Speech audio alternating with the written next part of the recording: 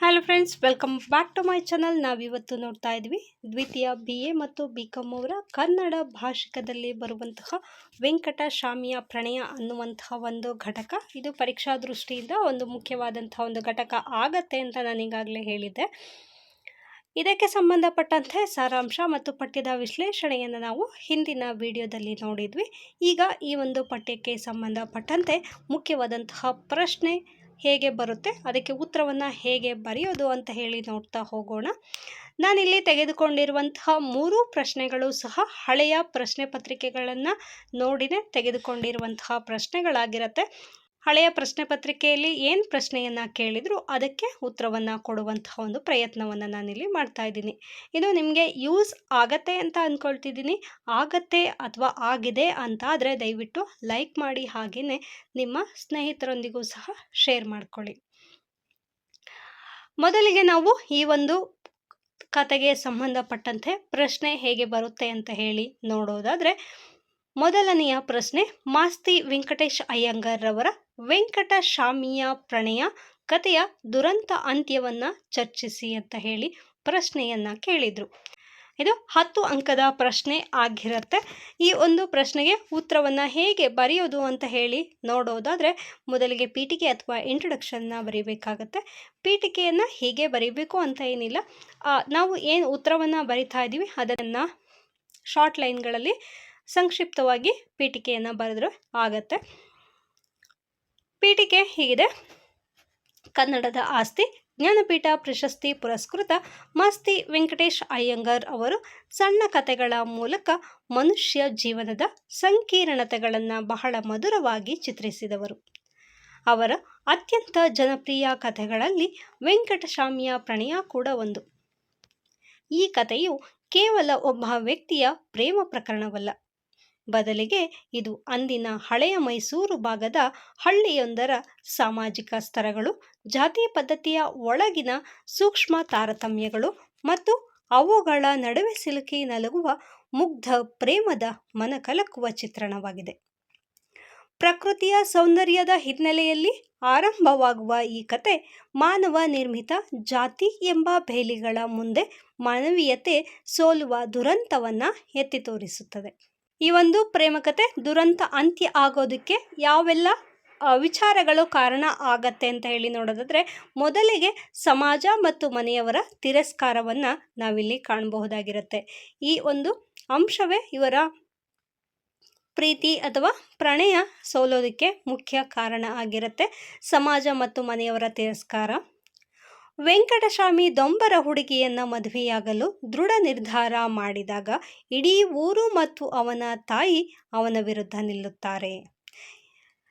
ಇಲ್ಲಿ ಅವನು ದೊಂಬರ ಹುಡುಗಿಯನ್ನು ಮದುವೆ ಆಗಬೇಕು ಅಂತ ಹೇಳಿ ಬಯಸಿದಾಗ ಇಲ್ಲಿ ಮೊದಲನೆಯದಾಗಿ ಇಲ್ಲಿ ಅವರಿಗೆ ಅಡ್ಡಿ ಆಗೋದು ಯಾವುದು?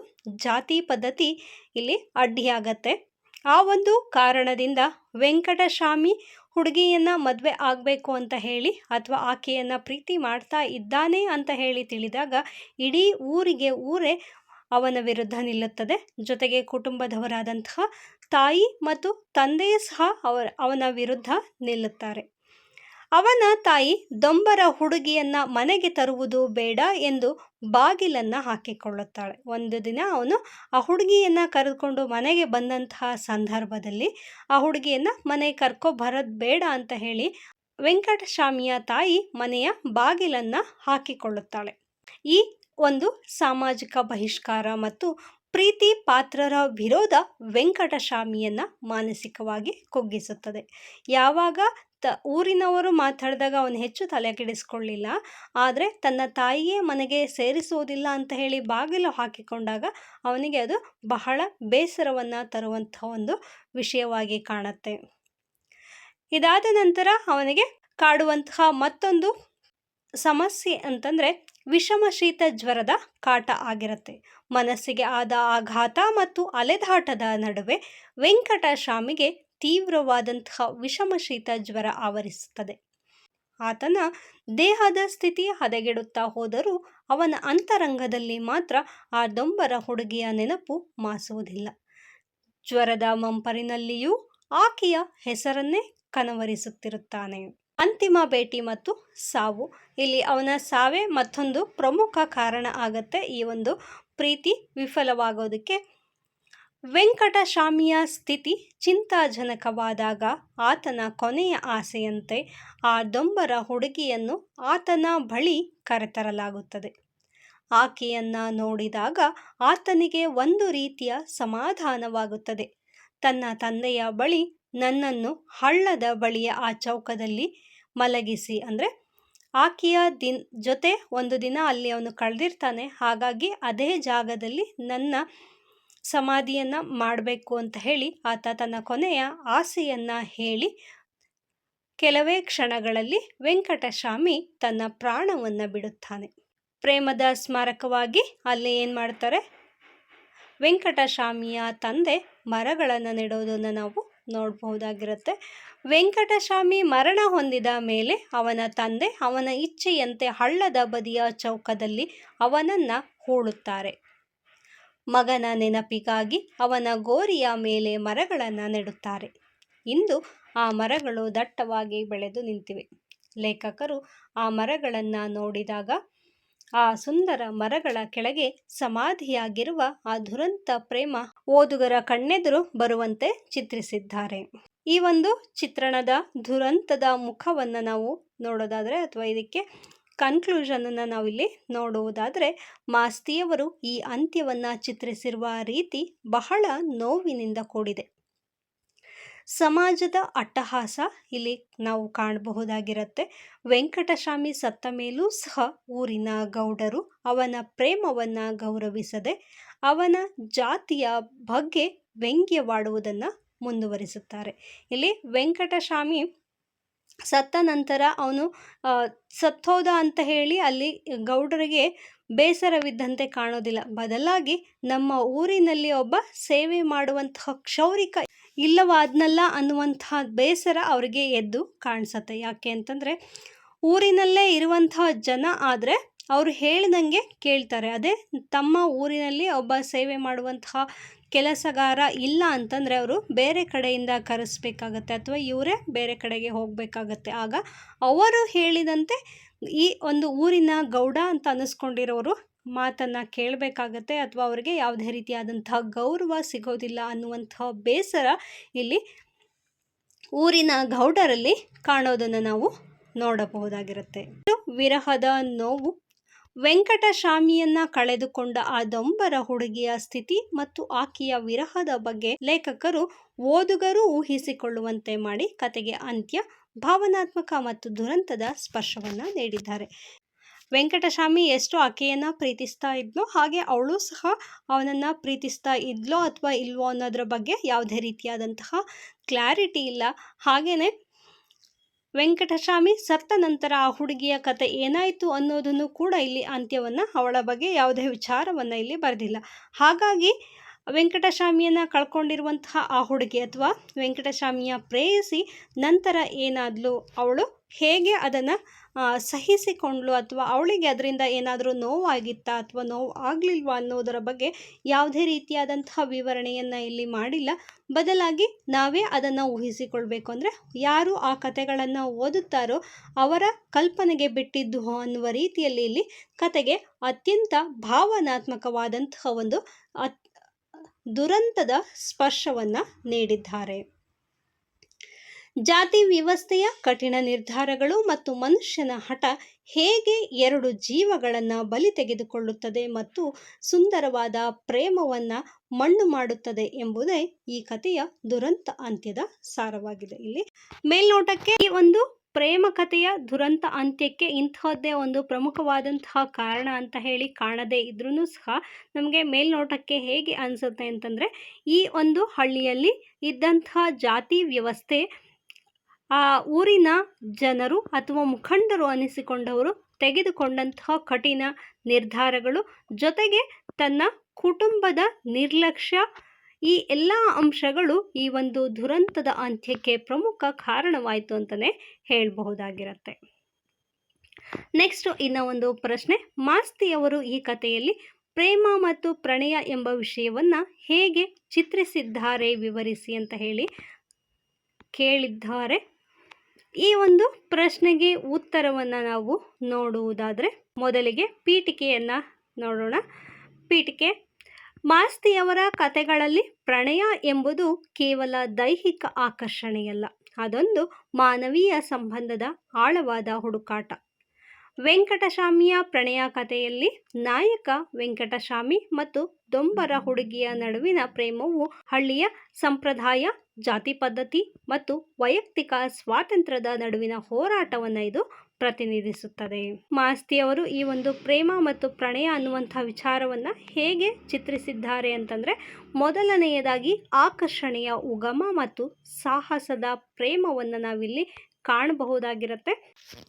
ವೆಂಕಟಸ್ವಾಮಿಯ ಪ್ರಣಯವು ಸಾಹಸದ ಬೆರಗಿನಿಂದ ಆರಂಭವಾಗುತ್ತದೆ.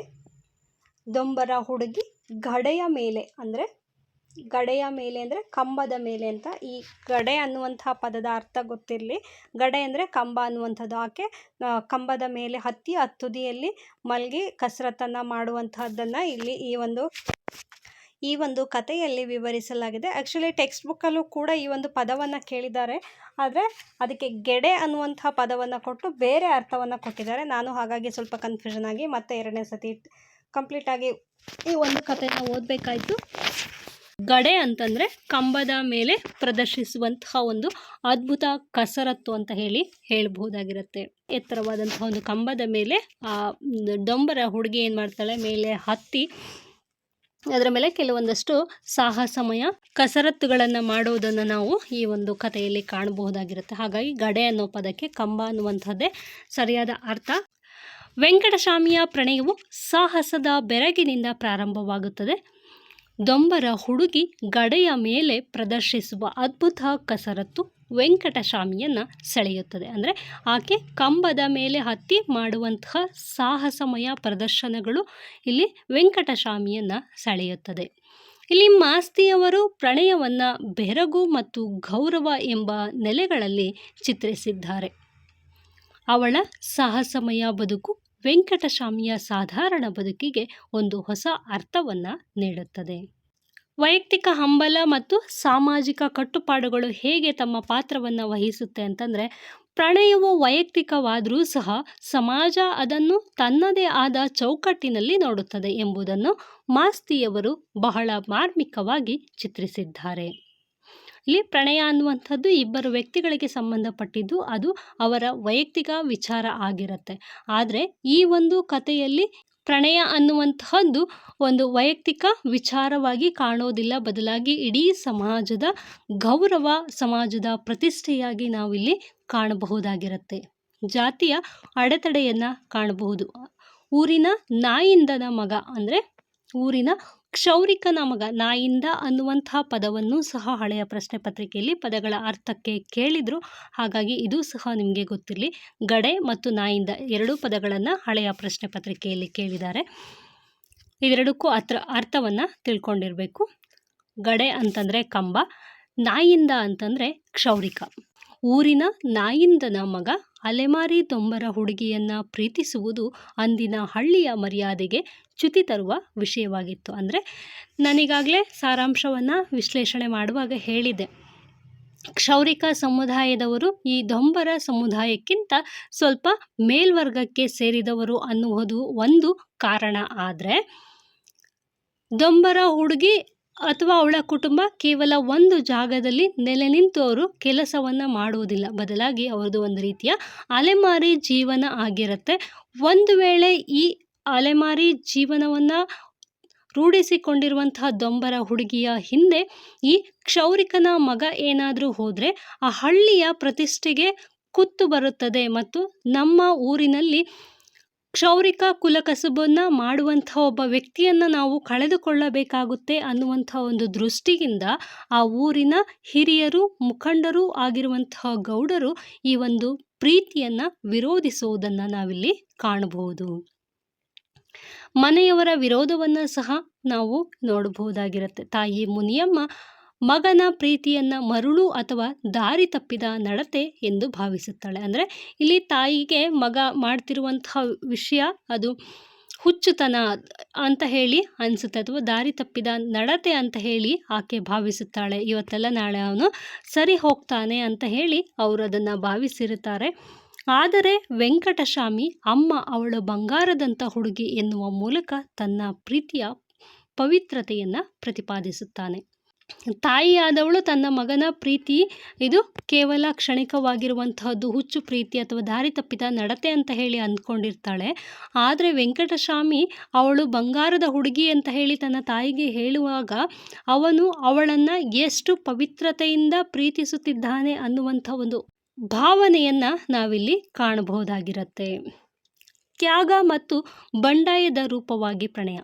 ವೆಂಕಟಸ್ವಾಮಿಯ ಪ್ರೇಮವು ಕೇವಲ ಮಾತುಗಳಿಗೆ ಸೀಮಿತವಾಗಿರದೆ ಕ್ರಿಯೆಯ ರೂಪವನ್ನು ಪಡೆಯುತ್ತೆ. ತನ್ನ ಪ್ರೇಮಕ್ಕಾಗಿ ಅವನು ತನ್ನ ಊರು, ವೃತ್ತಿ ಮತ್ತು ಮನೆಯನ್ನು ತೊರೆಯಲು ಸಿದ್ಧನಾಗುತ್ತಾನೆ.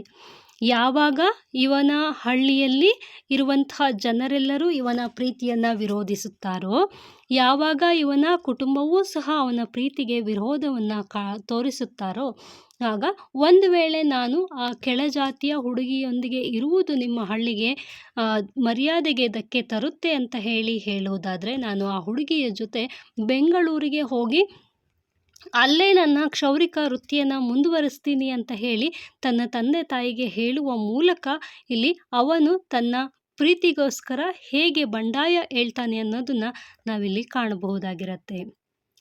ದೊಂಬರ ಹುಡುಗಿಗಾಗಿ ಅವನು ಕಾಗೆಗಳನ್ನು ಹೊಡೆಯುವ ಕೆಲಸಕ್ಕೂ ಮುಂದಾಗುತ್ತಾನೆ. ಇದನ್ನು ಊರಿನವರು ಹಾಸ್ಯ ಮಾಡಿದರೂ ವೆಂಕಟಸ್ವಾಮಿಗೆ ಅದು ತನ್ನ ಪ್ರೇಯಸಿಯನ್ನು ಒಲಿಸಿಕೊಳ್ಳುವ ಪ್ರಾಮಾಣಿಕ ಪ್ರಯತ್ನವಾಗಿರುತ್ತದೆ. ಇಲ್ಲಿ ದೊಂಬರರು ಅಂದರೆ ಅವರು ಕಾಗೆಗಳನ್ನು ತಿನ್ನುವಂತಹ ಜನರಾಗಿರುತ್ತೆ. ಅವರನ್ನು ಹೊರತುಪಡಿಸಿ ಬೇರೆಯವರು ಕಾಗೆಗಳನ್ನು ತಿನ್ನೋದಿಲ್ಲ. ಹಾಗೆಯೇ ವೆಂಕಟಸ್ವಾಮಿ ಸಹ ಕಾಗೆಗಳನ್ನು ತಿನ್ನೋದಿಲ್ಲ. ಆದರೆ ತನ್ನ ಪ್ರೇಯಸಿಗಾಗಿ ತಮ್ಮ ಸಮುದಾಯಕ್ಕೆ ಇಷ್ಟವಿಲ್ಲದ ತನ್ನ ಸಮುದಾಯದ ರೂಢಿ ಸಂಪ್ರದಾಯವಲ್ಲದ ಕೆಲಸವನ್ನೂ ಸಹ ಅವನು ಮಾಡೋದಕ್ಕೆ ಇಲ್ಲಿ ರೆಡಿಯಾಗಿದ್ದ ಅನ್ನೋದನ್ನು ನಾವು ಕಾಣಬಹುದಾಗಿರುತ್ತೆ. ಇದು ಪ್ರಣಯವು ಹೇಗೆ ಒಬ್ಬ ವ್ಯಕ್ತಿಯನ್ನು ಸಾಮಾಜಿಕ ಸ್ಥಾನಮಾನಗಳಿಗಿಂತ ಅತೀತವಾಗಿ ಬೆಳೆಸುತ್ತದೆ ಎಂಬುದಕ್ಕೆ ಸಾಕ್ಷಿಯಾಗಿರುತ್ತೆ. ಈ ಎಲ್ಲ ದೃಶ್ಯಗಳನ್ನು ನಾವು ಕಂಡಾಗ ಒಬ್ಬ ವ್ಯಕ್ತಿ ತನ್ನ ಸ್ಥಾನ, ಮಾನ, ಪ್ರತಿಷ್ಠೆ, ಗೌರವ, ಜಾತಿ ಇದೆಲ್ಲದನ್ನು ಹೊರತುಪಡಿಸಿ ಪ್ರೀತಿ ಅನ್ನೋದಕ್ಕೆ ಎಷ್ಟು ಪ್ರಾಮುಖ್ಯತೆಯನ್ನು ನೀಡ್ತಾನೆ ಅನ್ನೋದು, ಅಥವಾ ವ್ಯಕ್ತಿ ಆ ಪ್ರೀತಿಗೋಸ್ಕರ ಹೇಗೆಲ್ಲ ಬದಲಾಗ್ತಾನೆ ಅನ್ನೋದನ್ನು ನಾವಿಲ್ಲಿ ಕಾಣಬಹುದಾಗಿರುತ್ತೆ. ನೆಕ್ಸ್ಟ್, ಪ್ರಣಯದ ದುರಂತ ಅಂತ್ಯ ಮತ್ತು ಸಾವಿನಲ್ಲೂ ಆತ ಕಂಡಂತಹ ಸಾರ್ಥಕತೆಯನ್ನು ನಾವು ನೋಡೋದಾದರೆ, ಕಥೆಯ ಅತ್ಯಂತ ಶಕ್ತಿಯುತ ಭಾಗ ಅಂತಂದರೆ ವೆಂಕಟಸ್ವಾಮಿಯ ಅಂತಿಮ ಕ್ಷಣಗಳು. ಜ್ವರದ ಕನವರಿಕೆಯಲ್ಲೂ ಅವನು ಆ ದೊಂಬರ ಹುಡುಗಿಯನ್ನೇ ನೆನೆಯುತ್ತಾನೆ. ಸಾವಿನ ದವಡೆಯಲ್ಲಿದ್ದಾಗಲೂ ಅವನಿಗೆ ಸಮಾಜದ ಭಯವಿಲ್ಲ. ಇಲ್ಲಿ ಅವನಿಗೆ ಗೊತ್ತಿದೆ, ನಾನಿನ್ನು ಬದುಕೋದಿಲ್ಲ, ನಾನು ಸಾಯ್ತೀನಿ ಅಂತ ಹೇಳಿ. ಯಾಕೆ ಅಂತಂದರೆ ಅಷ್ಟು ವಿಪರೀತವಾದಂತಹ ಜ್ವರ ಅವನನ್ನು ಆವರಿಸಿದೆ. ಆದ್ರೂ ಕೂಡ ತನ್ನ ಪ್ರೇಯಸಿಯ ಬಗ್ಗೆ ಅವನಲ್ಲಿದ್ದಂತಹ ಮಿಡಿತ ಕಮ್ಮಿಯಾಗುವುದಿಲ್ಲ. ತಾನು ಪ್ರೀತಿಸಿದ ಹುಡುಗಿಯ ಜೊತೆ ಕಳೆದ ಆ ಊರಾಚೆಯ ಜಾಗದಲ್ಲೇ ತನ್ನನ್ನು ಹೂಳಬೇಕೆಂದು ಕೇಳಿಕೊಳ್ಳುತ್ತಾನೆ. ಯಾವಾಗ ದೊಂಬರ ಹುಡುಗಿಯನ್ನು ಕರೆದುಕೊಂಡು ಬರ್ತಾನೆ, ತಾಯಿ ಅವಳನ್ನು ಮನೆಗೆ ಸೇರಿಸೋದಿಲ್ಲ ಅಂತ ಹೇಳಿ ಮನೆಯ ಬಾಗಿಲನ್ನು ಹಾಕಿಕೊಳ್ತಾಳೆ.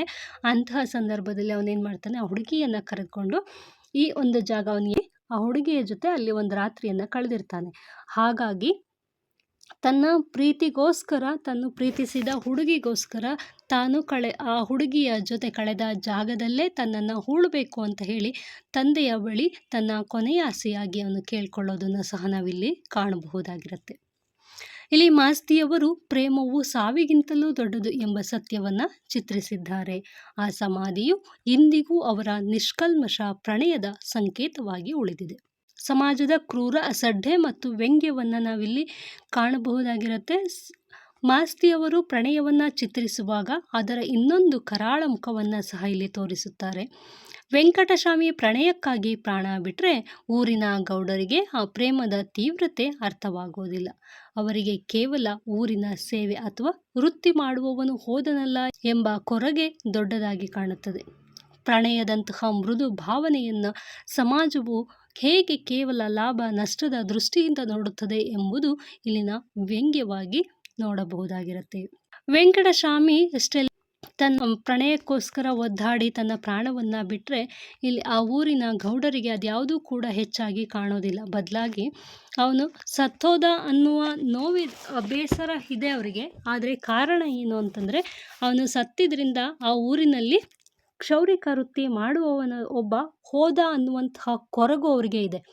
ಇಲ್ಲಿ ವೆಂಕಟಸ್ವಾಮಿಯ ಸತ್ತಿದ್ದರ ಬಗ್ಗೆ ಅವರಿಗೆ ಯಾವುದೇ ರೀತಿಯಾದಂತಹ ಬೇಜಾರಿಲ್ಲ. ಬದಲಾಗಿ ವೆಂಕಟಸ್ವಾಮಿ ಮಾಡ್ತಿದ್ದಂತಹ ಕೆಲಸ ಅಥವಾ ವೃತ್ತಿ ಮಾಡುವಂತಹ ವ್ಯಕ್ತಿಯನ್ನು ಕಳ್ಕೊಂಡಲ್ಲ ಅನ್ನುವಂತಹ ಬೇಸರ. ಯಾಕೆ ಅಂತಂದರೆ, ತಮ್ಮ ಊರಿನಲ್ಲಿ ಆ ವೃತ್ತಿ ಮಾಡುವವರಿಲ್ಲ ಅಂತಂದರೆ ಬೇರೆಯವ್ರನ್ನ ನಾವು ಕರ್ಕೊಬರ್ಬೇಕಾಗತ್ತಲ್ಲ. ಅವರು ಹೇಳ್ದಂಗೆ ನಾವು ಕೇಳಬೇಕು. ನಮ್ಮ ಊರಿನವರೇ ಆದರೆ ನಮ್ಮದೇ ರೀತಿಯಲ್ಲಿ ದಬ್ಬಾಳಿಕೆಯನ್ನು ಮಾಡಬಹುದು ಅನ್ನುವಂತಹ ಒಂದು ಮನಸ್ಥಿತಿ ಗೌಡರದಾಗಿರುತ್ತೆ. ಹಾಗಾಗಿ ಅವರಿಗೆ ಇಲ್ಲಿ ವೆಂಕಟಸ್ವಾಮಿಯನ್ನು ಕಳೆದುಕೊಂಡಿದ್ದಕ್ಕಿಂತ ಒಬ್ಬ ವೃತ್ತಿ ಮಾಡುವವನು ಹೋದ್ನಲ್ಲ ಅನ್ನುವಂತಹ ಒಂದು ಕೊರಗು ಹೆಚ್ಚಾಗಿ ಕಾಣೋದನ್ನು ನೋಡ್ಬೋದು. ಪ್ರಣಯದಂತಹ ಮೃದು ಭಾವನೆಯನ್ನು ಸಮಾಜ ಹೇಗೆ ಕೇವಲ ಲಾಭ ನಷ್ಟದ ದೃಷ್ಟಿಯಿಂದ ನೋಡುತ್ತದೆ ಎಂಬುದು ಇಲ್ಲಿನ ವ್ಯಂಗ್ಯ. ಅವನು ಊರು ಬಿಟ್ಟು ಆ ಹುಡುಗಿಯ ಜೊತೆ ಹೋಗಬೇಕು ಅಂತ ಹೇಳಿ ತೀರ್ಮಾನ ಮಾಡಿದಾಗಲೂ ಸಹ ಈ ಸಮಾಜ ಅದನ್ನು ವಿರೋಧಿಸುತ್ತೆ. ಯಾಕೆ ಅಂತಂದರೆ, ಅವರಿಗಲ್ಲಿ ಒಂದು ವೇಳೆ ವೆಂಕಟಸ್ವಾಮಿ ಊರು ಬಿಟ್ಟು ಹೋದರೆ ಅದು ಕೂಡ ಅವರಿಗೆ ನಷ್ಟ ಆಗ್ತಿತ್ತು ಅನ್ನೋದರ ಜೊತೆಗೆ, ವೆಂಕಟಸ್ವಾಮಿ ತನ್ನ ಪ್ರೇಯಸಿಯ ಜೊತೆ ಹೋದಾಗ ದೊಂಬರರ ಒಂದು ಕುಟುಂಬಕ್ಕೂ ಸಹ ದೊಂಬರರ ಹುಡುಗಿಯ ಇಲ್ಲದಿರುವಿಕೆ ಅವರಿಗೆ ನಷ್ಟವನ್ನು ತರ್ತಿತ್ತು. ಯಾಕೆ ಅಂತಂದರೆ, ಆಕೆ ಆ ಒಂದು ದೊಂಬರರ ಸಂಘದಲ್ಲಿ ಇಲ್ಲದಿದ್ದರೆ ಅವರಿಗೆ ಆಟವನ್ನು ಕಟ್ಟೋದಕ್ಕೆ ಸಾಧ್ಯವಾಗ್ತಿರಲಿಲ್ಲ. ಆಕೆ ಮಾಡುವ ಕಸರತ್ತುಗಳಿಂದನೇ ಇವರ ಜೀವನ ಹೊಟ್ಟೆ ತುಂಬೋದಕ್ಕೆ ಸಾಧ್ಯ ಆಗಿತ್ತು. ಒಂದು ವೇಳೆ ಇವರೆಲ್ಲಾದ್ರೂ ಇಬ್ಬರೂ ಊರು ಬಿಟ್ಟೆಲ್ಲಾದರೂ ಹೋಗಿದ್ದೇ ಆಗಿದ್ದರೆ ಇಲ್ಲಿ ಅವರ ಕುಟುಂಬಕ್ಕೂ ಕೂಡ ಸಮಸ್ಯೆ ಆಗ್ತಿತ್ತು ಅನ್ನೋದು ಇಲ್ಲಿ ಲಾಭ ನಷ್ಟದ ದೃಷ್ಟಿಯಿಂದ ನೋಡೋದನ್ನು ನಾವು ಕಾಣಬಹುದಾಗಿರುತ್ತೆ. ಉಪಸಂಹಾರ ಅಂತಂದರೆ ಕನ್ಕ್ಲೂಷನ್ನ ನೋಡೋದಾದರೆ, ಒಟ್ಟಾರೆಯಾಗಿ ಮಾಸ್ತಿಯವರು ಈ ಕಥೆಯಲ್ಲಿ ಪ್ರಣಯವನ್ನು ಕೇವಲ ಭಾವನಾತ್ಮಕ ವಿಷಯವಾಗಿ ಮಾತ್ರವಲ್ಲದೆ ಒಂದು ಸಾಂಸ್ಕೃತಿಕ ಪ್ರತಿರೋಧದ ರೂಪದಲ್ಲಿ ಚಿತ್ರಿಸಿದ್ದಾರೆ. ವೆಂಕಟಸ್ವಾಮಿಯ ಪ್ರೇಮವು ಸಮಾಜದ ಕಣ್ಣಿನಲ್ಲಿ ಸೋತಂತೆ ಕಂಡರೂ ಮನುಷ್ಯತ್ವದ ನೆಲೆಯಲ್ಲಿ ಅದು ಅಜರಾಮರವಾಗಿದೆ. ಪ್ರೀತಿ ಎಂಬುದು ಜಾತಿ, ಕುಲ ಮತ್ತು ವೃತ್ತಿಗಳಿಗಿಂತ ಮಿಗಿಲಾದದ್ದು ಎಂಬುದನ್ನು ಮಾಸ್ತಿಯವರು ಈ ಕಥೆಯ ಮೂಲಕ ಮನಮುಟ್ಟುವಂತೆ ದಾಖಲಿಸಿದ್ದಾರೆ. ಇದಾದ ನಂತರ ನೆಕ್ಸ್ಟ್ ಇನ್ನೂ ಒಂದು ಪ್ರಶ್ನೆ, ವೆಂಕಟಸ್ವಾಮಿಯ ಪ್ರಣಯ ಕಥೆಯಲ್ಲಿ ವೆಂಕಟಸ್ವಾಮಿಯ ಪ್ರೇಮವು ವಿಫಲಗೊಳ್ಳಲು ಕಾರಣವೇನು ಅಂತ. ಈ ಒಂದು ಪ್ರಶ್ನೆ ಸಹ ಬಹಳ ಮುಖ್ಯವಾಗುತ್ತೆ. ಯಾಕೆ ಅಂದರೆ, ಹಳೆಯ ಪ್ರಶ್ನೆ ಪತ್ರಿಕೆಯಲ್ಲಿ 2 ಬಾರಿ ನಾನು ನೋಡಿದೆ. ಇದು ರಿಪೀಟ್ ಆಗಿರುವಂತಹ ಒಂದು ಪ್ರಶ್ನೆ ಆಗಿರುತ್ತೆ. ಹಾಗೆಯೇ ಇದೇ ಪ್ರಶ್ನೆಯನ್ನು ಕೇಳ್ತಾರೆ ಅಂತ ಕೂಡ ಹೇಳೋದಕ್ಕಾಗಲ್ಲ. ಪ್ರಶ್ನೆ ಯಾವ ರೀತಿ ಬೇಕಾದರೂ ಕೇಳಬಹುದು. ಆದರೆ ನಿಮಗೆ ಆ ಒಂದು ಚಾಪ್ಟರ್ಗೆ ಅಥವಾ ಆ ಒಂದು ಘಟಕಕ್ಕೆ ಸಂಬಂಧಪಟ್ಟಂತಹ ವಿಷಯ ಏನಿದೆ ಅನ್ನೋದನ್ನು ನೀವು ತಿಳ್ಕೊಂಡ್ರೆ ಯಾವುದೇ ಪ್ರಶ್ನೆಯನ್ನು ಕೇಳಿದ್ರೂ ಸಹ ಉತ್ತರವನ್ನು ಈಸಿಯಾಗಿ ಬರೀಬಹುದು. ನಿಮಗೆ ಇಲ್ಲಿ ಪ್ರಶ್ನೆಯನ್ನು ಕೇಳೋದೆಲ್ಲ 10 ಅಂಕಕ್ಕೆ ಕೇಳೋದ್ರಿಂದ ಪೀಠಿಕೆಯನ್ನು ನಾವಿಲ್ಲಿ ನೋಡೋದಾದರೆ, ಸಣ್ಣ ಕಥೆಗಳ ಜನಕ, ಜ್ಞಾನಪೀಠ ಪ್ರಶಸ್ತಿ ಪುರಸ್ಕೃತ ಮಾಸ್ತಿ ವೆಂಕಟೇಶ್ ಅಯ್ಯಂಗಾರ್ ಅವರ ಪ್ರಸಿದ್ಧ ಕಥೆ ವೆಂಕಟಸ್ವಾಮಿ ಪ್ರಣಯ. ಈ ಕಥೆಯು ಕೇವಲ ವ್ಯಕ್ತಿಯ ಪ್ರೇಮದ ಸೋಲನ್ನು ಮಾತ್ರವಲ್ಲದೆ ಹಳ್ಳಿಯ ಸಾಂಸ್ಕೃತಿಕ ಚೌಕಟ್ಟು, ಜಾತಿ ಪದ್ಧತಿ ಮತ್ತು ಅಂತರಂಗದ ತುಡಿತಗಳ ನಡುವಿನ ಸಂಘರ್ಷವನ್ನು ಬಿಂಬಿಸುತ್ತದೆ. ವೆಂಕಟಸ್ವಾಮಿಯ ಪ್ರಣಯವು ಸಮಾಜದ ಕಟ್ಟುಪಾಡುಗಳು ಮತ್ತು ವಿಧಿಯ ಆಟದ ನಡುವೆ ಸಿಲುಕಿ ಹೇಗೆ ವಿಫಲವಾಯಿತು ಎಂಬುದನ್ನು ನಾವಿಲ್ಲಿ ಕಾಣಬಹುದಾಗಿರುತ್ತೆ. ಈ ಒಂದು ಪ್ರೇಮ ಪ್ರಸಂಗ ವಿಫಲವಾಗೋದಕ್ಕೆ ಪ್ರಮುಖವಾದ ಕಾರಣ ಸಾಮಾಜಿಕ ಕಾರಣ ಮತ್ತು ಜಾತಿ ವ್ಯವಸ್ಥೆ. ನಮಗೀಗಾಗಲೇ ಗೊತ್ತಿದೆ ಯಾವ ರೀತಿಯ ಸಾಮಾಜಿಕ ವ್ಯವಸ್ಥೆ ಮತ್ತು ಜಾತಿ ವ್ಯವಸ್ಥೆಗಳು ಇಲ್ಲಿ ಕಾರಣ ಆಯಿತು ಅನ್ನೋದು. ಅದನ್ನು ಇಲ್ಲಿ ನೆಕ್ಸ್ಟ್ ಬರೆದ್ರೆ ಆಗುತ್ತೆ. ವೆಂಕಟಸ್ವಾಮಿಯ ಪ್ರೇಮ ವಿಫಲವಾಗಲು ಮೊದಲ ಮೆಟ್ಟಿಲಲ್ಲೇ ಅಡ್ಡಿಯಾದದ್ದು ಅಂದಿನ ಗ್ರಾಮೀಣ ಸಮಾಜದ ಜಾತಿ ವ್ಯವಸ್ಥೆ. ವೆಂಕಟಸ್ವಾಮಿ ಹಳ್ಳಿಯ ನಾಯಿಂದ ಅಥವಾ ಕ್ಷೌರಿಕ ಸಮುದಾಯಕ್ಕೆ ಸೇರಿದವನು. ಆದರೆ ಅವನು ಪ್ರೀತಿಸಿದ ಹುಡುಗಿ ಅಲೆಮಾರಿ ದೊಂಬರ ಸಮುದಾಯಕ್ಕೆ ಸೇರಿದವಳು. ಅಂದಿನ ಕಾಲದ ಕಟ್ಟುನಿಟ್ಟಾದ ಸಂಪ್ರದಾಯಗಳಲ್ಲಿ ಇಂತಹ ಅಂತರ್ಜಾತಿ ಸಂಬಂಧಗಳಿಗೆ ಮಾನ್ಯತೆ ಇರಲಿಲ್ಲ. ಈ ಸಾಮಾಜಿಕ ಅಂತರವೇ ಅವನ ಪ್ರೇಮಕ್ಕೆ ಮೊದಲ ಶತ್ರುವಾಯಿತು. ಇದೆಲ್ಲ ನಾವು ಹಿಂದಿನ ಆನ್ಸರ್ಗಳನ್ನು ನೋಡುವಾಗ ನೋಡಿದ್ವಿ. ಇದನ್ನೆಲ್ಲ ಮತ್ತೆ ಎಕ್ಸ್ಪ್ಲೇನ್ ಮಾಡೋ ಅವಶ್ಯಕತೆ ಇಲ್ಲ ಅಂತ ಅಂದ್ಕೊಳ್ತೀನಿ. ಸೊ ನೆಕ್ಸ್ಟ್ ಹೋಗೋಣ. ವೃತ್ತಿಪರ ಅನಿವಾರ್ಯತೆ ಮತ್ತು ಮಿರಾಸು ಪದ್ಧತಿ. ಅಂದರೆ ಅವರಿಗೆ ಈ ಒಂದು ಕೆಲಸ ಎಷ್ಟೊಂದು ಅನಿವಾರ್ಯವಾಗಿತ್ತು. ಒಂದು ವೇಳೆ ಇವರ ಪ್ರೀತಿ ಪಾಲಿಸಿದರೆ ಅವರಿಗೆ ಏನೆಲ್ಲ ಸಮಸ್ಯೆಗಳಾಗ್ತಿತ್ತು ಅನ್ನೋದನ್ನು ಸಹ ನಾವು ಇಲ್ಲಿ ಪರಿಗಣನೆಗೆ ತೆಗೆದುಕೊಳ್ಬೇಕಾಗತ್ತೆ. ಈ ಒಂದು ಪ್ರೀತಿ ವಿಫಲವಾಗೋದಕ್ಕೆ ಇದು ಸಹ ಒಂದು ಪ್ರಮುಖ ಕಾರಣ ಆಗತ್ತೆ. ಹಳ್ಳಿಯ ಆರ್ಥಿಕ ವ್ಯವಸ್ಥೆಯಲ್ಲಿ ಪ್ರತಿಯೊಂದು ಸಮುದಾಯವು ಒಂದು ನಿರ್ದಿಷ್ಟ ಸೇವೆಯನ್ನು ಸಲ್ಲಿಸಬೇಕಿತ್ತು. ವೆಂಕಟಸ್ವಾಮಿ ಊರಿನ ಕ್ಷೌರಿಕನ ಮಗನಾಗಿದ್ದರಿಂದ ಅವನು ಊರನ್ನು ಬಿಟ್ಟು ಹೋಗುವುದು ಅಥವಾ ವೃತ್ತಿಯನ್ನು ತ್ಯಜಿಸುವುದು ಗೌಡರ ದೃಷ್ಟಿಯಲ್ಲಿ ಊರಿನ ಸೌಕರ್ಯಕ್ಕೆ ಧಕ್ಕೆ ತರುವ ವಿಷಯವಾಗಿತ್ತು. ಸಮಾಜವು ಅವನನ್ನು ಒಬ್ಬ ಪ್ರೇಮಿಯಾಗಿ ನೋಡುವ ಬದಲು ಊರಿನ ಒಬ್ಬ ಸೇವಕನಾಗಿ ಮಾತ್ರ ಕಂಡಿತು. ಅವನ ವೈಯಕ್ತಿಕ ಭಾವನೆಗಳಿಗಿಂತ ಊರಿನ ವ್ಯವಸ್ಥೆಗೆ ಬೆಲೆ ನೀಡಿದ್ದರಿಂದ ಅವನ ಪ್ರಣಯವೂ ವಿಫಲವಾಯಿತು. ಇಲ್ಲಿ ಇನ್ನೂ ಒಂದು ಲೈನ್ ಸೇರಿಸ್ಬೇಕು, ಅದು ಬಿಟ್ಟು ಹೋಗಿದೆ. ದೊಂಬರ ಹುಡುಗಿಯೂ ಸಹ ಸೇಮ್ ಅದೇ ಒಂದು ಕ್ಯಾಟಗರಿಗೆ ಸೇರಿರ್ತಾಳೆ.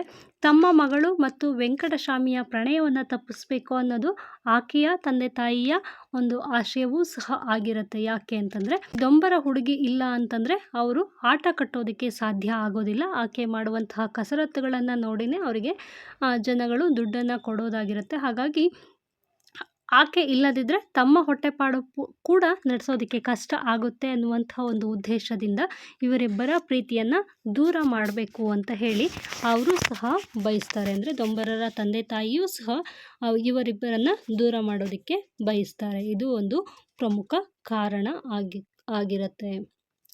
ನೆಕ್ಸ್ಟ್ ಸಮಾಜ ಮತ್ತು ಮನೆಯವರ ತಿರಸ್ಕಾರ. ಇಲ್ಲಿ ದೊಂಬರರ ಹುಡುಗಿಯನ್ನು ಮದುವೆಯಾಗೋದಕ್ಕೆ ವೆಂಕಟಸ್ವಾಮಿ ದೃಢ ನಿರ್ಧಾರವನ್ನು ಮಾಡಿದಂತಹ ಸಂದರ್ಭದಲ್ಲಿ ಇಡೀ ಊರು ಮತ್ತು ಅವನ ತಾಯಿ ಅವನ ವಿರುದ್ಧ ನಿಲ್ಲುತ್ತಾರೆ. ಅವನ ತಾಯಿ ದೊಂಬರ ಹುಡುಗಿಯನ್ನು ಮನೆಗೆ ತರುವುದು ಬೇಡ ಎಂದು ಬಾಗಿಲು ಹಾಕಿಕೊಳ್ಳುತ್ತಾರೆ. ಈ ಸಾಮಾಜಿಕ ಬಹಿಷ್ಕಾರ ಮತ್ತು ಪ್ರೀತಿಪಾತ್ರರ ವಿರೋಧ ವೆಂಕಟಸ್ವಾಮಿಯನ್ನು ಮಾನಸಿಕವಾಗಿ ಕುಗ್ಗಿಸುತ್ತೆ. ನೆಕ್ಸ್ಟು ವಿಷಮ ಶೀತ ಜ್ವರದ ಕಾಟ. ಮನಸ್ಸಿಗೆ ಆದಂತಹ ಆಘಾತ, ಅಲೆದಾಟದ ನಡುವೆ ವೆಂಕಟಸ್ವಾಮಿಗೆ ತೀವ್ರವಾದಂತಹ ವಿಷಮ ಶೀತ ಜ್ವರ ಆವರಿಸುತ್ತದೆ. ಆತನ ದೇಹದ ಸ್ಥಿತಿ ಹದಗೆಡುತ್ತಾ ಹೋದರೂ ಅವನ ಅಂತರಂಗದಲ್ಲಿ ಮಾತ್ರ ಆ ದೊಂಬರ ಹುಡುಗಿಯ ನೆನಪು ಮಾಸುವುದಿಲ್ಲ. ಜ್ವರದ ಮುಂಪರಿನಲ್ಲಿಯೂ ಸಹ ಆಕೆಯ ಹೆಸರನ್ನೇ ಕನವರಿಸುತ್ತಿರುತ್ತಾನೆ. ಇಲ್ಲಿ ಆಕೆಯ ಬಗೆಗೆ ವೆಂಕಟಸ್ವಾಮಿಗೆ ಇರುವಂತಹ ಪವಿತ್ರವಾದಂತಹ ಪ್ರೇಮದ ತೀವ್ರತೆಯನ್ನು ನಾವಿಲ್ಲಿ ಕಾಣಬಹುದಾಗಿರುತ್ತೆ. ಆದ್ರೂ ಸಹ ಈ ಒಂದು ಜ್ವರ ಅನ್ನುವಂಥದ್ದು ಇವರಿಬ್ಬರ ಪ್ರೀತಿಯನ್ನು ದೂರ ಮಾಡೋದಕ್ಕೆ ಇಲ್ಲಿ ಮತ್ತೊಂದು ಪ್ರಮುಖ ಕಾರಣವಾಗುತ್ತೆ ಅಂತಲೇ ಹೇಳ್ಬೋದು. ವೆಂಕಟಸ್ವಾಮಿಯ ಸ್ಥಿತಿ ಚಿಂತಾಜನಕವಾದಾಗ ಆತನ ಕೊನೆಯ ಆಸೆಯಂತೆ ಆ ದೊಂಬರ ಹುಡುಗಿಯನ್ನು ಆತನ ಬಳಿ ಕರೆತರಲಾಗುತ್ತೆ. ಆಕೆಯನ್ನು ನೋಡಿದಾಗ ಆತನಿಗೆ ಒಂದು ರೀತಿಯ ಸಮಾಧಾನವಾಗುತ್ತದೆ. ತನ್ನ ತಂದೆಯ ಬಳಿ ತನ್ನನ್ನು ಹಳ್ಳದ ಬಳಿಯ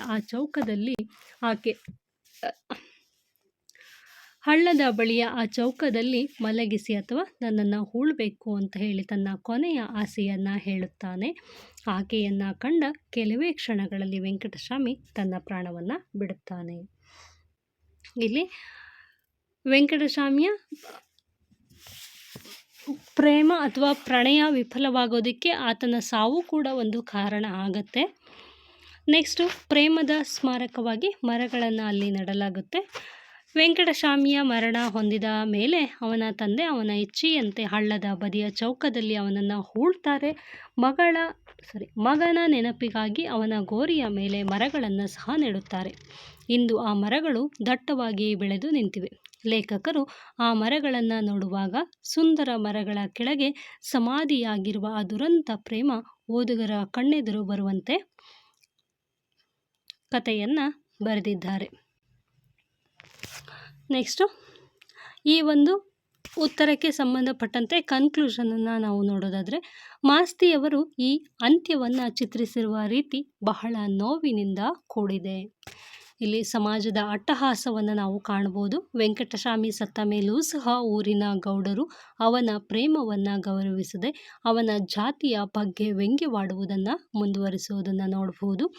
ನೆಕ್ಸ್ಟು ವೆಂಕಟಸ್ವಾಮಿಯನ್ನು ಕಳೆದುಕೊಂಡ ಆ ದೊಂಬರ ಹುಡುಗಿಯ ಸ್ಥಿತಿ ಮತ್ತು ಆಕೆಯ ವಿರಹದ ಬಗ್ಗೆ ಲೇಖಕರು ಓದುಗರು ಊಹಿಸಿಕೊಳ್ಳುವಂತೆ ಮಾಡಿ ಕತೆಗೆ ಅತ್ಯಂತ ಭಾವನಾತ್ಮಕ ಮತ್ತು ದುರಂತ ಸ್ಪರ್ಶವನ್ನು ನೀಡಿದ್ದಾರೆ. ಇಲ್ಲಿ ವೆಂಕಟಸ್ವಾಮಿ ಸತ್ತ ನಂತರ ಆ ದೊಂಬರ ಹುಡುಗಿ ಅಥವಾ ವೆಂಕಟಸ್ವಾಮಿಯ ಪ್ರೇಯಸಿ ಏನಾದರೂ ಅನ್ನೋದರ ಬಗ್ಗೆ ಯಾವುದೇ ರೀತಿಯಾದಂಥ ಕ್ಲಾರಿಟಿಯನ್ನು ಕೊಟ್ಟಿಲ್ಲ ಅದ್ರ ಬಗ್ಗೆ ಏನನ್ನೂ ಬರೆದಿಲ್ಲ. ಆಕೆ ಏನಾದರೂ ಸಹ ಅಷ್ಟೇ ಪವಿತ್ರತೆಯಿಂದ ಅವನನ್ನು ಪ್ರೀತಿಸಿಲ್ಲ ಅನ್ನೋದು ಏನೂ ಗೊತ್ತಿಲ್ಲ. ಅದನ್ನು ಓದುಗರು ಅಂದರೆ ನಾವು ಏನು ಈ ಒಂದು ಕಥೆಯನ್ನು ಓದ್ತೀವಿ, ನಮ್ಮ ಇಚ್ಛೆಗೆ ಬಿಟ್ಟಂತೆ ಈ ಒಂದು ಕಥೆಯ ಅಂತ್ಯವನ್ನು ಬರೆಯಲಾಗಿದೆ.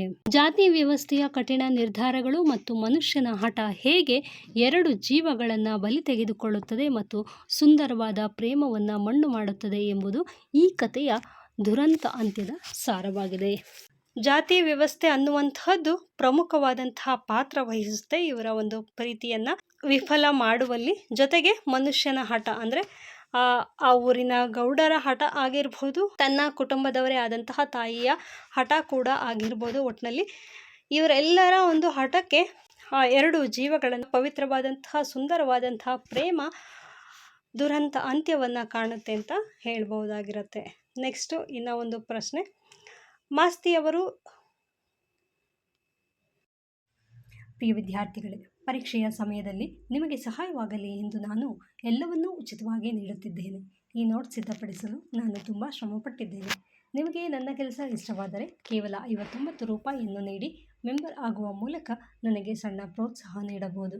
ಇದು ಕಡ್ಡಾಯವಲ್ಲ, ಆದರೆ ನಿಮ್ಮ ಸಪೋರ್ಟ್ ನನಗೆ ಶಕ್ತಿಯನ್ನು ನೀಡುತ್ತದೆ. ನಾನು ವಿಡಿಯೋಗಳಲ್ಲಿ ವಿವರಿಸುವ ಪ್ರತಿಯೊಂದು ವಿಷಯದ ಸಾರಾಂಶ ಮತ್ತು ಪರೀಕ್ಷೆಯಲ್ಲಿ ಕೇಳಬಹುದಾದಂತಹ ಪ್ರಮುಖ ಪ್ರಶ್ನೆಗಳ PDF ಫೈಲ್ಗಳನ್ನು ಈಗ ನಮ್ಮ ಚಾನಲ್ನಲ್ಲಿ ಅಪ್ಲೋಡ್ ಮಾಡಿದ್ದೇನೆ. ಇದನ್ನು ನೀವು ಮೊಬೈಲ್ನಲ್ಲಿ ಓದಬಹುದು ಅಥವಾ ಲಾಸ್ಟ್ ಮಿನಿಟ್ ರಿವಿಷನ್ಗೆ ಬಳಸಬಹುದು. ಇದರಿಂದ ನಿಮ್ಮ ಸಮಯ ಉಳಿಯುತ್ತದೆ ಮತ್ತು ಪರೀಕ್ಷೆಯಲ್ಲಿ ಉತ್ತರ ಬರೆಯಲು ಸುಲಭವಾಗುತ್ತದೆ.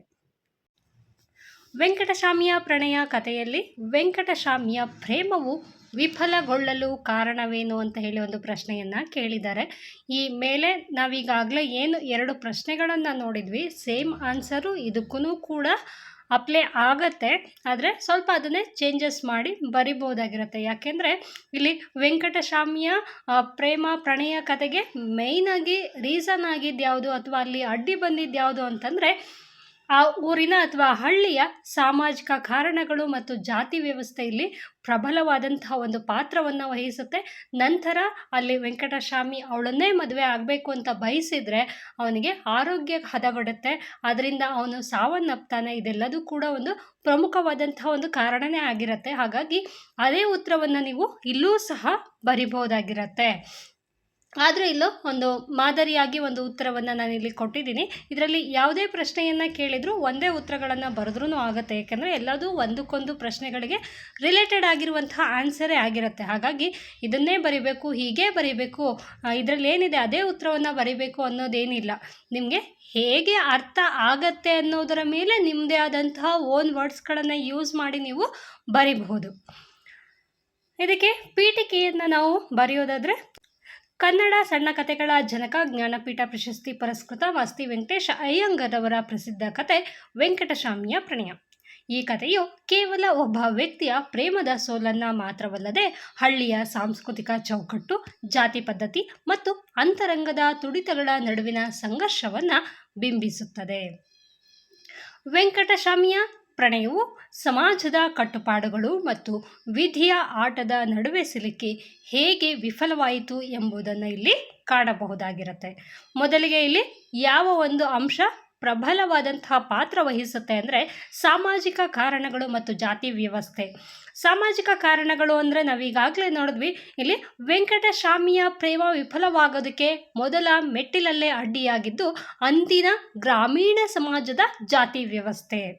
ಅಲ್ಲಿದ್ದಂತಹ ಜಾತಿ ವ್ಯವಸ್ಥೆ, ಮೇಲು ಕೀಳು, ಮೇಲ್ವರ್ಗ ಕೆಳವರ್ಗ ಅಥವಾ ಕೆಳವರ್ಗದವರು ನಮ್ಮ ಸೇವೆಯನ್ನು ಮಾಡಬೇಕು, ಹಳ್ಳಿಯ ಸೇವೆಯನ್ನು ಮಾಡಬೇಕು, ಹೊರಗಡೆಯಿಂದ ನಾವು ಜನರನ್ನು ಕರೆಸ್ಕೊಂಡು ಸೇವೆಯನ್ನು ಮಾಡಿಸ್ಕೊಳ್ಬಾರ್ದು ಅಂತ ಹೇಳಿ ಏನು ಅವರಲ್ಲಿ ನಂಬಿಕೆ ಇತ್ತು, ಇದು ಒಂದು ಪ್ರಮುಖವಾದಂತಹ ಪಾತ್ರವನ್ನು ವಹಿಸುತ್ತೆ.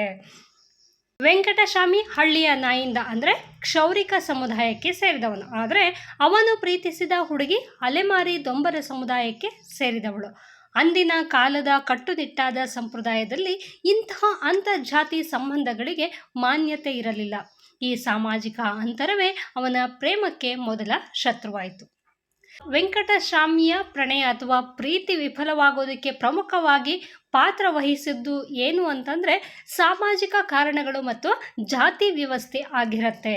ನಾವೀಗಾಗಲೇ ನೋಡಿದ್ವಿ, ವೆಂಕಟಸ್ವಾಮಿ ಒಬ್ಬ ಕೆಳವರ್ಗದ ಅಂದರೆ ದೊಂಬರ ಹುಡುಗಿಯನ್ನು ಪ್ರೀತಿಯನ್ನು ಮಾಡಿರ್ತಾನೆ. ಆದರೆ ಈ ದೊಂಬರ ಹುಡುಗಿ ನಾಯಿಂದ ಅಥವಾ ಕ್ಷೌರಿಕ ಸಮುದಾಯಕ್ಕಿಂತ ಕೆಳವರ್ಗದವಳಾಗಿದ್ಲು. ಹಾಗೆಯೇ ಆ ಒಂದು ಕಾಲದಲ್ಲಿ ಅಂತರ್ಜಾತಿ ವಿವಾಹಕ್ಕೆ ಯಾವುದೇ ರೀತಿಯಾದಂತಹ ಒಂದು ಮಾನ್ಯತೆ ಇರಲಿಲ್ಲ.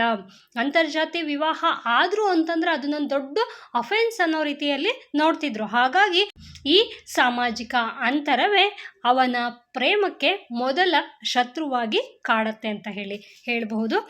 ನೆಕ್ಸ್ಟು ಇನ್ನೂ ಒಂದು ಮುಖ್ಯವಾದಂತಹ ಒಂದು ಅಂಶ ಅಂತಂದರೆ ವೃತ್ತಿಪರ ಅನಿವಾರ್ಯತೆ ಮತ್ತು ಮಿರಾಸು ಪದ್ಧತಿ. ಅಂದರೆ ಆ ಒಂದು ಹಳ್ಳಿಯಲ್ಲಿ ಯಾವ ಸಮುದಾಯಕ್ಕೆ ಯಾವ ಕೆಲಸವನ್ನು ಮಾಡಬೇಕು ಅನ್ನೋದು ಈಗಾಗಲೇ ತೀರ್ಮಾನವನ್ನು ಮಾಡಿ ಅಲ್ಲಿ ವರ್ಗಗಳನ್ನು ಅಥವಾ ಜಾತಿಯನ್ನು ಸೃಷ್ಟಿ ಮಾಡಲಾಗಿದೆ. ಆ ಒಂದು ವರ್ಗದವರು ಅದೇ ಕೆಲಸವನ್ನು ಮಾಡಬೇಕು. ಅವರೆಲ್ಲಾದರೂ ಒಂದು ವೇಳೆ ಇಲ್ಲ ಅಂತಂದರೆ ಅವರು ಕೆಲಸವನ್ನು ಏನು ಮಾಡ್ತಾ ಇರ್ತಾರೆ, ಆ ವರ್ಗಕ್ಕೆ ಸಂಬಂಧಪಟ್ಟ ಕೆಲಸವನ್ನು ಏನು ಮಾಡ್ತಾ ಇರ್ತಾರೆ, ಆ ಒಬ್ಬ ಕೆಲಸಗಾರನ್ನು ಆ ಇಡೀ ಊರೇ ಕಳೆದುಕೊಳ್ಳುತ್ತೆ ಅನ್ನೋದು ಇಲ್ಲಿ ಜನರ ಒಂದು ನಂಬಿಕೆ ಆಗಿರುತ್ತೆ. ಹಾಗಾಗಿ ಹಳ್ಳಿಯ ಆರ್ಥಿಕ ವ್ಯವಸ್ಥೆಯಲ್ಲಿ ಪ್ರತಿಯೊಂದು ಸಮುದಾಯವೂ ಒಂದು ನಿರ್ದಿಷ್ಟ ಸೇವೆಯನ್ನು ಸಲ್ಲಿಸಬೇಕಿತ್ತು. ಪ್ರತಿಯೊಂದು ಸಮುದಾಯಕ್ಕೂ ಅವರದೇ ಆದಂಥ ಒಂದು ನಿರ್ದಿಷ್ಟ ಸೇವೆ ಸಲ್ಲಿಸಬೇಕು. ಯಾರ್ಯಾರು ಏನೇನು ಕೆಲಸ ಮಾಡಬೇಕು ಅನ್ನೋದು ಈಗಾಗಲೇ ಜಾತಿಯ ಆಧಾರದ ಮೇಲೆ ನಿರ್ಧಾರವಾಗಿರುತ್ತೆ. ವೆಂಕಟಸ್ವಾಮಿ ಊರಿನ ಕ್ಷೌರಿಕನ ಮಗನಾಗಿದ್ದರಿಂದ ಅವನು ಊರನ್ನು ಬಿಟ್ಟು ಹೋಗುವುದು ಅಥವಾ ವೃತ್ತಿಯನ್ನು ತ್ಯಜಿಸುವುದು ಗೌಡರ ದೃಷ್ಟಿಯಲ್ಲಿ ಊರಿನ ಸೌಕರ್ಯಕ್ಕೆ ಧಕ್ಕೆ ತರುವ ವಿಷಯವಾಗಿತ್ತು. ಅವನು ಒಂದು ವೇಳೆ ಏನಾದರೂ ಊರು ಬಿಟ್ಟು ಹೋದರೆ ಅಥವಾ ಅವನ ವೃತ್ತಿಯನ್ನು ಬಿಟ್ಟರೆ ಅಥವಾ ಅವನು ದೊಂಬರ ಹುಡುಗಿಯನ್ನು ಮದುವೆ ಆದಾಗ ಅವಳೇನು ಅಲೆಮಾರಿ ಆಗಿರ್ತಾಳೆ, ಅವಳ ಜೊತೆನೇ ಎಲ್ಲಾದರೂ ಹೋಗಿಬಿಟ್ರೆ ಏನಾಗುತ್ತೆ, ಆ ಊರಿಗೆ ಒಬ್ಬ ಕ್ಷೌರಿಕನನ್ನು ಜನರು ಕಳ್ಕೊಳ್ತಾರೆ. ಹಾಗಾಗಿ ಇದು ಊರಿನ ಸೌಕರ್ಯಕ್ಕೆ ಧಕ್ಕೆ ತರುವಂತಹ ವಿಷಯ ಅಂತ ಹೇಳಿ ಅವರು ಈ ಒಂದು ಪ್ರೀತಿ ಅಥವಾ ಪ್ರಣಯವನ್ನು ವಿರೋಧಿಸೋದಕ್ಕೆ ಕಾರಣ ಆಗುತ್ತೆ. ಸಮಾಜವು ಅವನನ್ನು ಒಬ್ಬ ಪ್ರೇಮಿಯಾಗಿ ನೋಡುವ ಬದಲು ಊರಿನ ಒಬ್ಬ ಸೇವಕನಾಗಿ ಮಾತ್ರ ಕಂಡಿತ್ತು. ಅವನ ವೈಯಕ್ತಿಕ ಭಾವನೆಗಳಿಗಿಂತ ಊರಿನ ವ್ಯವಸ್ಥೆಗೆ ಬೆಲೆ ನೀಡಿದ್ದರಿಂದ ಅವನ ಪ್ರಣಯವು ವಿಫಲವಾಗಿತ್ತು. ಅವನ ವೃತ್ತಿಯನ್ನೇ ಮೇಲಾಗಿ ಕಾಣಲಾಗತ್ತೆ ಹೊರತು ಅವನ ವೈಯಕ್ತಿಕ ಭಾವನೆಗಳಿಗೆ ಇಲ್ಲಿ ಯಾವುದೇ ರೀತಿಯಾದಂತಹ ಬೆಲೆ ನೀಡೋದಿಲ್ಲ. ಇದು ಅವನ ಒಂದು ಪ್ರಣಯ ವಿಫಲವಾಗೋದಕ್ಕೆ ಕಾರಣ ಆಗತ್ತೆ. ನೆಕ್ಸ್ಟು ಕುಟುಂಬದ ಅಸಹಕಾರ ಮತ್ತು ತಿರಸ್ಕಾರ. ನಾವು ಎಲ್ಲೇ ಒಂದು ಪ್ರೀತಿ ಪ್ರೇಮ ಪ್ರಣಯ ಅನ್ನುವಂತಹ ಒಂದು ವಿಚಾರವನ್ನು ತೆಗೆದುಕೊಂಡ್ರೂ ಸಹ ಇಲ್ಲಿ ಸಮಾಜದ ಜೊತೆಗೆ ಕುಟುಂಬ ಸಹ ಒಂದು ಪ್ರಮುಖ ಪಾತ್ರವನ್ನು ವಹಿಸುತ್ತೆ. ಕುಟುಂಬ ಅಸಹಕಾರವನ್ನು ಮಾಡಿತ್ತು ಅಂದರೆ ಅವರಿಗೆ ಯಾವುದೇ ರೀತಿಯಾದಂತಹ ಪ್ರೋತ್ಸಾಹವನ್ನು ನೀಡಲಿಲ್ಲ. ಅವನ ಪ್ರೀತಿಯನ್ನು ತಿರಸ್ಕಾರದಿಂದ ಕಾಣಲಾಯಿತು. ಇದು ಸಹ ಒಂದು ಪ್ರಮುಖವಾದಂತಹ ಕಾರಣ ಅಂತಲೇ ಹೇಳಬಹುದಾಗುತ್ತೆ. ವೆಂಕಟಸ್ವಾಮಿಗೆ ತನ್ನ ಮನೆಯಿಂದಲೇ ನೈತಿಕ ಬೆಂಬಲ ಸಿಗಲಿಲ್ಲ. ಒಂದು ವೇಳೆ ಸಾಮಾಜಿಕವಾಗಿ ಬೆಂಬಲ ಸಿಗದಿದ್ರೂ ಕೂಡ ನೈತಿಕವಾದಂತಹ ಬೆಂಬಲ ಅಥವಾ ಕುಟುಂಬದವರಿಂದ ಬೆಂಬಲ ಸಹಕಾರ ಸಿಕ್ಕಿದ್ರೆ ಆ ಪ್ರೀತಿ ಯಾವುದೇ ಕಾರಣಕ್ಕೂ ವಿಫಲ ಆಗ್ತಿರ್ಲಿಲ್ಲ ಅನ್ನೋದು ಇಲ್ಲಿ ಲೇಖಕರು ಹೇಳುವಂತಹದ್ದು. ತಾಯಿಯೇ ಮುನಿಯಮ್ಮ ಮಗನ ಪ್ರೀತಿಯನ್ನು ಅವಳು ಪೋಲಿ ಕೆಲಸ ಎಂದು ಜರಿದಳು.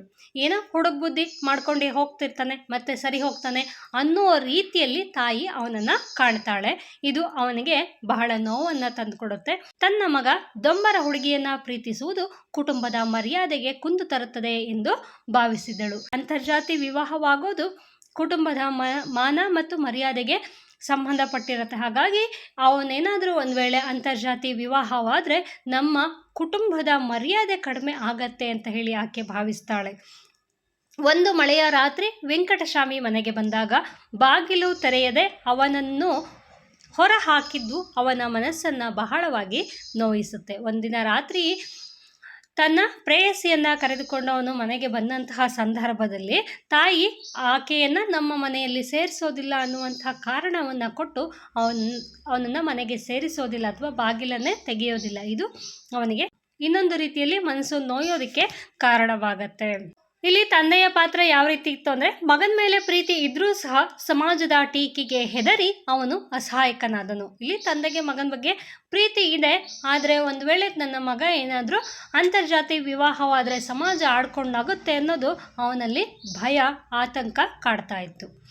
ಕುಟುಂಬದ ಈ ಭಾವನಾತ್ಮಕ ಬೆಂಬಲದ ಕೊರತೆಯು ವೆಂಕಟಸ್ವಾಮಿಯನ್ನ ಇನ್ನಷ್ಟು ಒಂಟಿಯಾಗಿಸಿ ಪ್ರೇಮದ ಹಾದಿಯನ್ನ ಕಷ್ಟಕರವಾಗಿಸಿತು ಅಂತಲೇ ಹೇಳ್ಬೋದು. ಮತ್ತೊಂದು ಮುಖ್ಯವಾದಂತಹ ಅಥವಾ ಪ್ರಮುಖವಾದಂತಹ ಕಾರಣ ಅಂದರೆ ಅಸ್ಥಿರ ಬದುಕು ಮತ್ತು ಸಂಸ್ಕೃತಿಯ ಸಂಘರ್ಷ. ಅಂದರೆ ದೊಂಬರರು ಅಲೆಮಾರಿಗಳಾಗಿದ್ದರಿಂದ ಅವರ ಜೀವನ ಶೈಲಿಯೇ ಬೇರೆಯಾಗಿತ್ತು. ವೆಂಕಟಸ್ವಾಮಿ ಅವರಿಗಾಗಿ ತನ್ನ ಮೂಲವನ್ನೇ ಬಿಟ್ಟು ಹೋಗಬೇಕಾಗಿತ್ತು. ದೊಂಬರ ಯಜಮಾನನೇ ಹೇಳುವಂತೆ ಅವನ ಮಗಳಿಗೆ ತನ್ನ ಕುಟುಂಬವನ್ನು ಬಿಟ್ಟು ಬರುವ ಇಷ್ಟವಿರಲಿಲ್ಲ. ಆದರೆ ವೆಂಕಟಸ್ವಾಮಿಯ ಮೇಲಿನ ಪ್ರೀತಿ ಅವಳನ್ನು ಕದಲಿಸಿತ್ತು. ಈ ಸ್ಥಿರ ಮತ್ತು ಅಸ್ಥಿರ ಬದುಕುಗಳ ನಡುವಿನ ಸಂಘರ್ಷವು ಪ್ರಣಯದ ಯಶಸ್ಸಿಗೆ ದೊಡ್ಡ ತಡೆಯಾಯಿತು. ಇಲ್ಲಿ ದೊಂಬರರು ಅಂತಂದರೆ ನಾನೀಗಾಗಲೇ ಹೇಳಿದೆ, ಅವರು ಅಲೆಮಾರಿಗಳು, ಒಂದು ಕಡೆ ನಿಂತು ಜೀವನವನ್ನು ನಡೆಸೋದಿಲ್ಲ. ಊರಿಂದ ಊರಿಗೆ ಹೋಗಿ ತಮ್ಮ ಆಟವನ್ನು ಕಟ್ಟಿ ಅದರಿಂದ ಬಂದಂಥ ಹಣದಿಂದ ಅವರ ಜೀವನ ನಡೆಯಬೇಕಾಗಿತ್ತು. ಹಾಗಾಗಿ ಅವರು ಒಂದೇ ಕಡೆ ನೆಲೆಸೋದಕ್ಕೆ ಸಾಧ್ಯ ಆಗ್ತಿರಲಿಲ್ಲ. ಹಾಗಾಗಿ ವೆಂಕಟಸ್ವಾಮಿ ಒಂದು ವೇಳೆ ಆಕೆಯನ್ನು ಪ್ರೀತಿಸಿದ್ದಲ್ಲದೆ ಮದುವೆ ಕೂಡ ಆದರೆ ಅವಳಿಗೆ ವೆಂಕಟಸ್ವಾಮಿಯ ಜೊತೆ ಒಂದೇ ಊರಿನಲ್ಲಿ ನಿಲ್ಲೋದಕ್ಕೆ ಸಾಧ್ಯ ಆಗ್ತಿರಲಿಲ್ಲ, ಅಥವಾ ಅವಳಿಗೆ ತನ್ನ ಕುಟುಂಬವನ್ನು ಬಿಟ್ಟು ಅವನ ಜೊತೆ ಹೋಗುವುದಕ್ಕೆ ಇಷ್ಟ ಕೂಡ ಇರಲಿಲ್ಲ. ಹಾಗಾಗಿ ಒಂದು ವೇಳೆ ಆಕೆಯನ್ನು ಮದುವೆ ಆಗಿದ್ದಿದ್ರೆ ವೆಂಕಟಸ್ವಾಮಿನೇ ಊರನ್ನು ಬಿಟ್ಟು ಹೋಗಬೇಕಾಗಿತ್ತು. ಆದರೆ ವೆಂಕಟಸ್ವಾಮಿ ಮೇಲೆ ಅವಳಿಗೆ ಸ್ವಲ್ಪ ಮಟ್ಟಿಗೆ ಪ್ರೀತಿ ಇದ್ದಿದ್ದರಿಂದ ಅವಳಿಗೆ ಯಾವುದೇ ರೀತಿಯಾದಂತಹ ಡಿಸಿಷನ್ನ ತೆಗೆದುಕೊಳ್ಳೋದಕ್ಕೆ ಸಾಧ್ಯ ಆಗಲಿಲ್ಲ. ಹಾಗಾಗಿ ಇಲ್ಲಿ ಅವಳು ಅಸ್ಥಿರವಾದಂತಹ ಒಂದು ಬದುಕಿನ ಸಂಘರ್ಷವನ್ನು ಆಕೆ ಎದುರಿಸ್ತಾ ಇದ್ಲು. ಇದು ಸಹ ಪ್ರಣಯದ ಯಶಸ್ಸಿಗೆ ಒಂದು ದೊಡ್ಡ ತಡೆಯಾಯಿತು ಅಂತಲೇ ಹೇಳ್ಬಹುದಾಗಿರತ್ತೆ. ನೆಕ್ಸ್ಟು ಇನ್ನೊಂದು ಮುಖ್ಯವಾದಂತಹ ಒಂದು ಕಾರಣ ಅಂತಂದರೆ ಅಕಾಲಿಕ ಸಾವು ಅಥವಾ ವಿಧಿಯ ಆಟ ಅಂತ ಹೇಳ್ಬೋದು. ಕೊನೆಯದಾಗಿ ವೆಂಕಟಸ್ವಾಮಿಯ ಪ್ರಣಯವು ಭೌತಿಕವಾಗಿ ಸೋಲಲು ಕಾರಣ ಅವನಿಗೆ ಬಂದ ವಿಷಮಶೀತ ಜ್ವರ. ಸಮಾಜದ ಎಲ್ಲ ಅಡೆತಡೆಗಳನ್ನು ಮೀರಿ ಬೆಂಗಳೂರಿಗೆ ಹೋಗಿ ಹೊಸ ಜೀವನ ಕಟ್ಟಿಕೊಳ್ಳುವ ಕನಸು ಕಂಡಿದ್ದರೂ ಸಾವು ಅವನನ್ನು ಆವರಿಸಿತ್ತು. ಸರಿಯಾದ ಚಿಕಿತ್ಸೆ ಇಲ್ಲದ ಹಳ್ಳಿಯ ಪರಿಸರದಲ್ಲಿ ಅವನು ಪ್ರಾಣ ಬಿಡಬೇಕಾಯಿತು. ನೆಕ್ಸ್ಟು ಉಪಸಂಹಾರವನ್ನು ನಾವು ನೋಡೋದಾದರೆ, ವೆಂಕಟಸ್ವಾಮಿಯ ಪ್ರಣಯವು ಸಮಾಜದ ಅಸಡ್ಡೆ, ಜಾತಿಯ ಕಟ್ಟುಪಾಡುಗಳು ಮತ್ತು ಅಂತಿಮವಾಗಿ ಸಾವಿನಿಂದ ವಿಫಲಗೊಂಡಿತು. ಆದರೆ ಲೌಕಿಕವಾಗಿ ಈ ಪ್ರೇಮ ಸೋತಂತೆ ಕಂಡರೂ ವೆಂಕಟಸ್ವಾಮಿ ತಾನು ಪ್ರೀತಿಸಿದ ಹುಡುಗಿಯ ಜೊತೆ ಕಳೆದ ಜಾಗದಲ್ಲೇ ಸಮಾಧಿಯಾಗುವ ಮೂಲಕ ತನ್ನ ಪ್ರೀತಿಯನ್ನು ಅಮರಗೊಳಿಸಿದನು. ಮಾಸ್ತಿಯವರ ದೃಷ್ಟಿಯಲ್ಲಿ ಇದು ಕೇವಲ ಒಬ್ಬ ವ್ಯಕ್ತಿಯ ಪ್ರೇಮದ ಸೋಲಲ್ಲ, ಬದಲಾಗಿ ಮನುಷ್ಯನ ನವಿರಾದ ಭಾವನೆಗಳನ್ನು ಅಳತೆಗೋಲಿನಿಂದ ಅಳೆಯುವ ಸಮಾಜದ ಸೋಲಾಗಿದೆ. ಇದಿಷ್ಟು ಈ ಒಂದು ಪಠ್ಯಕ್ಕೆ ಅಥವಾ ಈ ಒಂದು ಕಥೆಗೆ ಸಂಬಂಧಪಟ್ಟಂತೆ ಪ್ರಶ್ನೆ ಮತ್ತು ಅದಕ್ಕೆ ಉತ್ತರ ಆಗಿರುತ್ತೆ. ಯಾರಿಗಾದರೂ ಈ ರೀತಿಯಾದಂತಹ PDF ಬೇಕು ಅಂತ ಯೂಟ್ಯೂಬಲ್ಲಿ ಜಾಯಿನ್ ಅನ್ನುವಂತಹ ಒಂದು ಬಟನ್ ಇರುತ್ತೆ, ಅದನ್ನು ಕ್ಲಿಕ್ ಮಾಡಿ ನೀವು ಮೆಂಬರ್ಶಿಪ್ಪನ್ನು ತೆಗೆದುಕೊಂಡ್ರೆ ನಿಮಗೆ ಈ ಒಂದು PDF ಶೇರ್ ಮಾಡಲಾಗುತ್ತೆ. ಸೊ ಇದಿಷ್ಟು ನಿಮಗೆ ಯೂಸ್ ಆಗಿದೆ ಅಂತ ಅಂದ್ಕೊಳ್ತೀನಿ. Thank you for watching. Keep watching. Take care. Bye.